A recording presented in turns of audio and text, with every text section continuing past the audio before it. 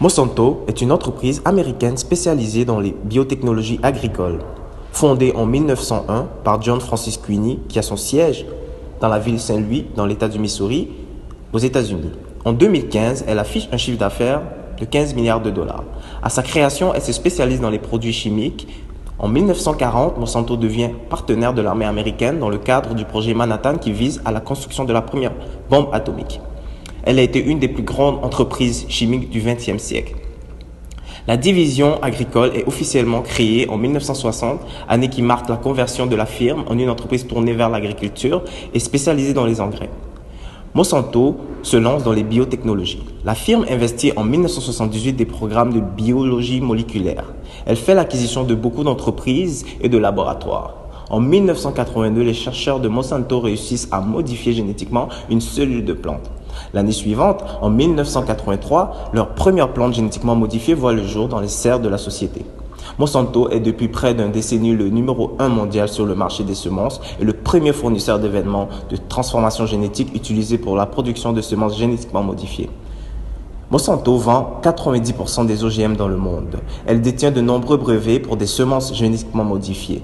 Depuis septembre 2016, Monsanto appartient à la firme pharmaceutique allemande Bayer qui a payé 66 milliards de dollars. Monsanto se dit une entreprise verte, mais l'est-elle vraiment? Voici le monde selon les dirigeants de Monsanto.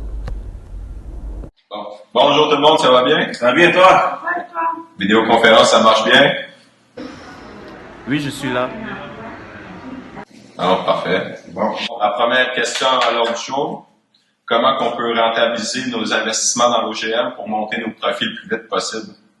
Moi, je verrais bien la compagnie faire tous les tests pour s'assurer de la qualité des produits, puis aussi avoir notre approbation au niveau de la FDA. Là. Ce serait vraiment une bonne chose au niveau image sociale. Bon, qui dit mieux parce que je veux le moyen le moins cher possible. Là. Chaque dollar compte ici. Là. Moi, je pense vraiment qu'avec nos connexions politiques, ça va nous aider à réduire les coûts, surtout avec l'étude de Bush, qui va bientôt rentrer au pouvoir. Je pense que notre entreprise est plus forte que jamais. Donc le meilleur moyen serait de réduire la réglementation, couper la bureaucratie et aussi les tests environnementaux et sanitaires. J'ai la certitude que notre ami Monsieur Gilman, Dan Gilman, il aurait l'amabilité de réduire les réglementations pour que ce soit plus avantageux pour nous. En plus, notre ancien avocat Mike Taylor vient de décrocher le poste à la FDA, à la commission, comme commissionnaire adjoint chargé de la réglementation. Je suis sûr que si on lui promet un poste chez nous, VP Relations publiques, quand il part de la FDA, là, on va l'avoir dans notre poche et puis on va pouvoir quand même régler quelques affaires. Ouais, c'est une bonne idée, ça. Bon, si ça se passe bien, là, puis qu'on n'est pas arrêté par aucune affaire, c'est sûr qu'on va pouvoir sortir notre produit vite sur le marché, puis il reste juste à mettre notre plan d'action. Je ferai des appels pour m'assurer d'avoir une aide avec ce dirigeant. Et puis, cela va nous coûter aussi quand même une aide financière. Pensez vraiment qu'on peut faire ça? Avec l'argent, rien n'est impossible. C'est parfait. Money. Le mot d'ordre de l'administration républicaine, c'est la déréglementation. Il s'agit de favoriser l'industrie en réduisant au maximum les entraves bureaucratiques, comme les tests sanitaires ou environnementaux sur les nouveaux produits. Bon, bonjour tout le monde. Salut, ça va bien? Yes, fidèle au poste. Oui. Bonjour. Ciao. Salut tout le monde. Bon, un matin, là, ça va pas bien. On s'est fait ramasser par un laboratoire européen. Le chercheur, il nous a ramassé en direct à la télé. Il dit que nos produits sont dangereux pour la santé. Il dit en plus, c'est pas le gène qu'on insère, mais il critique notre technique d'insertion. Qu'est-ce qu'on peut faire pour y répondre? Écoute, on peut faire une fausse étude pour le discréditer et en plus publier ça dans les journaux. Là. La nouvelle passe toujours aussi vite de ces moyens-là. Fait que moi, je suis sûr que ce serait la meilleure méthode à faire. Ça, c'est sûr, mais je veux être sûr que s'il ne travaille plus jamais dans une de nos institutions, ce qu'on dit là, puis son équipe de travail ont dit ça, on ne travaille plus jamais ensemble, c'est normal. Oh, bonjour gang, ça va bien? Oui. Ça se passe, merci, toi? Ouais, la vidéoconférence à bug encore. Toujours, Charles, tu nous as-tu? Oui, oui. Allô, allô, allô. Parfait. Bon, premièrement, je veux vous aider sur notre usine d'Alabama.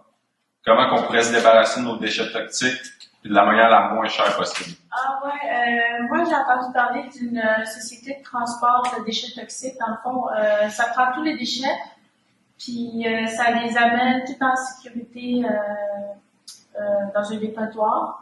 Mais c'est vraiment sûr pour l'environnement puis pour la société, ça va contaminer personne, c'est vraiment sécurisé. Fait que c'est vraiment une bonne chose à faire pour avoir une bonne image au niveau de la société. OK.